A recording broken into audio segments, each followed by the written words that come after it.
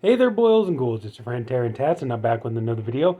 Yeah, we got us a new 4K Blu-ray. Thank you from Scream Factory that we get to review today, and we're gonna get to that in just 1 second. If you could just indulge me for just a minute, I just wanted to show you a couple of fun little pickups I got, and yeah, I just wanted to show you these real quick, and pick this up for $6. And usually I've been picking up more CDs. I haven't been picking up too many vinyls, but I saw this one and it's like, yeah, a little rundown, but it's still pretty decent condition. But I figure I better go ahead and jump on it. This is Twilight Zone, the movie. I really like Twilight Zone, the movie, even though, yes, I am aware of the controversy surrounding the film.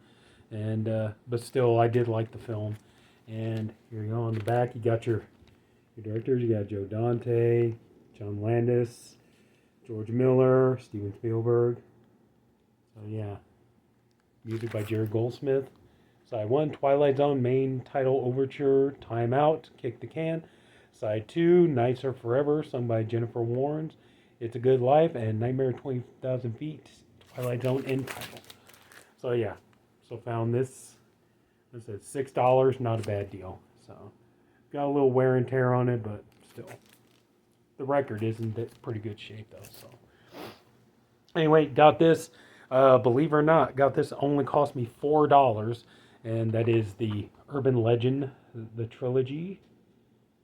So I know this doesn't have all the bonus features. I know that the first two, mainly I just wanted this so I could get all three movies on Blu-ray, and I know this doesn't have all the bonus features that the Scream Factory editions have. And to be honest with you, I'm fine with that because this really isn't my favorite slasher trilogy to begin with. Like, just, yeah, sorry, it's just not my favorite. But, I mean, at least I got all the movies. And that was kind of the big reason I really wanted this because, you get Urban Legend Bloody Mary on Blu-ray finally, which I think this is here, of course, this good old Via Vision. Obviously, the case is messed up, but the discs are in great shape, though. But good old Via Vision. The interesting thing about this, though, is the interesting thing on here, like, it says Region B, and so I figured this was going to be region log, but no, I played on my regular standard Blu-ray player, my regular 4K player, and it plays just fine. It loads up and it plays fine, and it looks good too. So, but yeah, I do have to admit, not my all-time favorite slasher trilogy, but I figured, to have all three of them, $4, that's a pretty good deal. So, and anyway, so Urban Legend Bloody Mary, it has Kate Mara in it. I like Kate Mara. Can't say the same for Rooney Mara though, but anyway, I'm rambling. This too, well, considering this, we're talking about a Stephen King film today, I figured this seemed like this would make sense. I got this bad boy in, and I can't wait to check these out. I haven't seen it yet. Cannot wait to check these out, but we have season 4 of Creepshow. How cool is that? Yeah, boy. 12 Terrifying Tales of Terror. I've enjoyed the first 3 seasons of Creepshow, and like I said, I haven't seen this yet, but I can't wait to tuck into this. So yeah, Tom Atkins there from the looks of it. So yeah, love, love, love me some Creepshow. So yeah, yeah, this time no inside cover art. Oh well.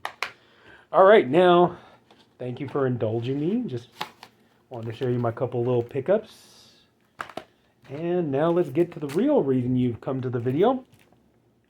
Today, thank you from Scream Factory. I know it doesn't seem like it was very long ago, but Scream Factory put out, I think it was just maybe like a year or two ago, Scream Factory put out a Blu-ray edition of Stephen King's Silver Bullet, which is what we're talking about today. Stephen King's amazing werewolf horror film. Surprising, it's like such a good story. And from what I remember reading in articles and stuff, that Stephen King say he's not a fan of werewolf stories. Like, he was never big on them. Werewolves aren't exactly my favorite subgenre of horror, but I mean, there are definitely some good ones.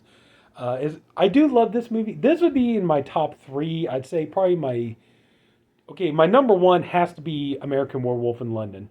Sorry, but that's just, to me, that is the ultimate werewolf movie. That's just my opinion. And then, like, probably number 2 would be like The Howling, and then this one, and then maybe number 4 would be like, something like the original Wolfman, and then the fifth one would probably be like Dog Soldiers, and then probably six would be like the remake of the Wolfman and stuff. But anyway, so I do enjoy my share of werewolf movies, and I always love this one. And I think one of the things that really works is like when you watch like on American Werewolf in London or The Howling and stuff, like one thing John Landis and Joe Dante kept saying that really really made those movies work was the fact that they added in some humor and like what Joe Dante said, what you need to do is you give the audience something to laugh at, so they don't just laugh at the movie itself. And there is some humor in this movie, but I think the thing that kind of really helped with this movie is that Stephen King gave it, like he gave the characters some warmth. There's heart in this.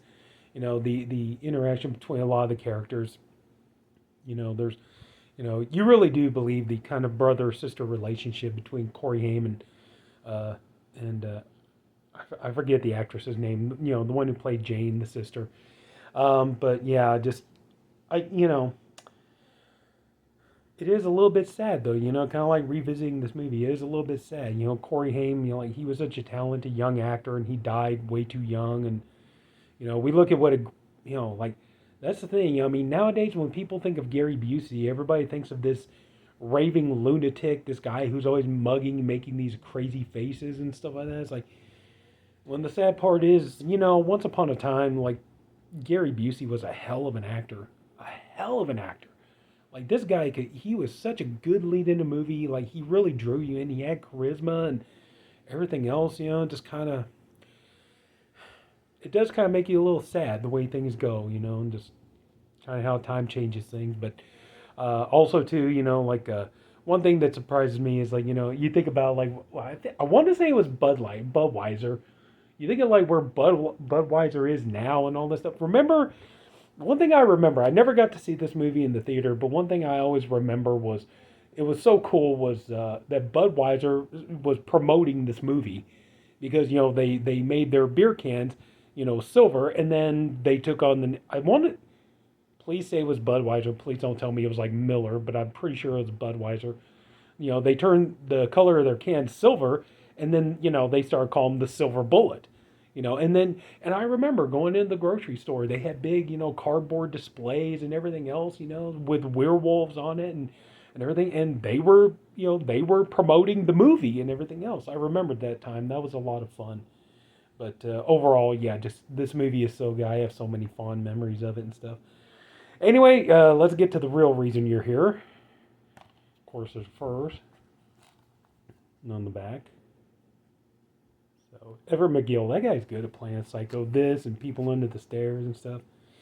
Okay, we do actually have one new bonus feature. I know a lot of people were irritated that Scream Factory was re-releasing a lot of their movies, that they put on Blu-ray onto 4Ks, but they never, like added any new bonus features this year. You do have a new bonus feature on here. Let's go. On the 4K disc, you have new 2023 transfer from the original camera negative in Dolby Vision. Let's see here. New audio commentary with Hector Vespa and Scott Wampler of the Kingcast. That's your new bonus feature. Audio commentary with producer Martha De Laurentiis. Audio commentary with director Daniel Atias. Hope I said that right. Isolated score selections and audio interview with composer Jay Chataway. And then on disc 2, you have those same features, the commentaries, isolated score selection, Jay Chataway. Okay, now we have A Little Private Justice interview with actor Kent Broadhurst. Cutting to the Bone interview with editor Daniel Lowenthal. The Wolf Within interview with actor Everett McGill. Full Moon Fever, The Effects of Silver Bullet, theatrical trailer, TV spot, radio spot, and still gallery. So, yeah, as I said, you do get HDR, you got Dolby Vision. For the audio, you got master audio mono, and yeah, it sounds pretty good. A couple of instances, it seemed like the sound was a little low, so I had to, kind of turn the TV up just a little bit. That's just watching on my regular, speakers. But yeah, maybe if you have like a sound system, it's definitely going to sound a lot better, I'm sure. But yeah, no like 2.0, no 5.0, no Dolby Atmos or any of that kind of stuff. But still adequate sound, So anyway, so we'll take the and sorry to. Well, let me show you the disc first because I got them pretty much. So this is something interesting. You don't usually see this, but you notice how like all the little emblems there, like Paramount and Screen Factory, they're at the top. Excuse me. At the Blu-ray, they're at the top of the disc, whereas like usually this stuff is always at the bottom of the disc where it is on the 4K. But that's kind of a cool image there, though. The werewolf, coming after the pregnant girl, and there you go. You got the foglit park and everything. But unfortunately, yeah, no reversible artwork. So it's very basic, very simple. But at least, for the cover, you do get the original poster art, which is kind of cool. How do I feel about this overall? And honestly, I'm actually really happy with it. There are a couple of instances, though. I'm not gonna lie to you. Is like one thing that you're gonna definitely kind of notice. There are gonna be some scenes where it's gonna be a little distracting, where like you could see maybe something, a character or something in the foreground, and you can see maybe something in the background where the background is out of focus and blurry, and that is in a few scenes. Like one scene I definitely noticed is the scene in the park where Corey Haim's character Marty gets stuck in the trees trying to get his kite out of the tree, and Jane, his sister, comes to get him, and his buddy Brady is flying a kite and everything. One thing you'll definitely notice is that like he'll be flying the kite, but you can see like in the background like his bike is on the ground, and it's completely like blurry and stuff like that. And there are other instances where you got scenes like that, so that is something to be made aware of, and it's gonna be a little jarring to look at. I'm not gonna lie, but the transfer is actually pretty good despite some of those instances. But I will say one scene that is really fun to watch in 4K is it's the nightmare scene in the church when Reverend Lowe is giving his sermon and stuff, and everybody starts turning into werewolves, and he's like, Reverend, he was torn apart. That's actually a pretty fun scene to watch. And, another thing is, I've heard it said before, or I've said it before, that like practical effects can be made or broken with a 4K release, and in this one, I don't think it looked bad at all. Carlos Rambaldi's werewolf effects do hold up, especially in the final scene when the werewolf is dispatched and he's turning back into his human form, and you see it. But yeah, personally, like, I have no issues as far as like how the practical effects look. It looks really good on here, and it doesn't look too obvious or anything like that to me. But overall, yeah, a good solid transfer. Screen Factory did do a good job.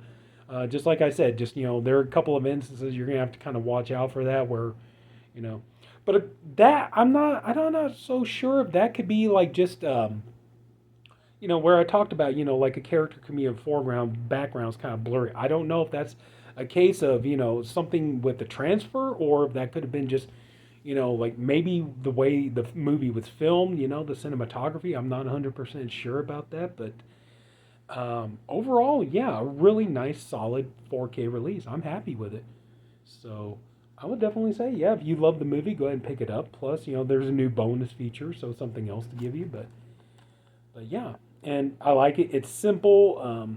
I know some people probably would have preferred some, some alternative, artwork, especially on the sleeve. But anyway, yeah, overall, I'm really happy with this Silver Bullet on 4K. I'm glad I got it. And if this is the last time I'm kind of hoping it is.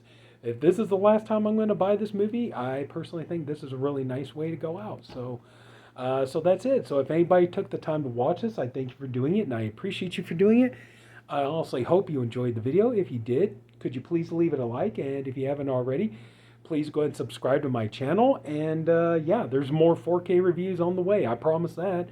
And hopefully, and that's another thing I want to do too, is here in a week or two after after Christmas and the holidays and stuff, as we're going close to the end of the year, I kind of like to make a video, kind of just like looking back and reflecting on, the you know physical media and everything else and collecting for this year. I want to do that. So that's it, everybody. So take care. Have a good night, and I'll talk to you all later.